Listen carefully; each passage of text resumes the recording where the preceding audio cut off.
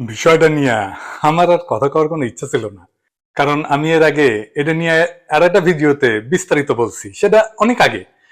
এরপরে সম্প্রতি আবারও কোটা নিয়ে আন্দোলন শুরু হওয়ার পরে এই আন্দোলন সহ হাসিনার আমলে সংগঠিত আরো কয়েকটা আন্দোলনের সাথে কাঁঠাল রানী কিভাবে পল্টি নিচ্ছে সেটা নিয়ে কথা বলছি। সেই কথা বলতে গিয়া প্রসঙ্গক্রমে নূরদের আন্দোলন বা ওই বিকাশ নূরের কথা একটু একটু আলোচনা করা হয়েছিল আর কি। কিন্তু তাতে তেলে বেগুনে জ্বলে উঠছে আমার বিরুদ্ধে, মাঠে সোশ্যাল মিডিয়াতে নুরা পাগলার পোষা বাহিনী, ঘেউ ঘেউ বাহিনী ঝাঁপায় পড়ছে। আমি অ্যাক্টিভিজম করি, হ্যাঁ, সব ঝুঁকি মাথায় নিয়েই করি। যেখানে জীবনের ঝুঁকিরই পরোয়া করি না, সেইখানে আমাদের গালাগালি করার কারণে আমি খেপে গিয়া পাল্টা আক্রমণ শুরু করব বা ভয় পেয়ে থেমে যাব, এতটা রাজনৈতিক বোধহীন এখনো হইতে পারি নাই। এজন্য সরি, এটা মাইনে নিতে হবে, আপনাদের প্লিজ লাগে।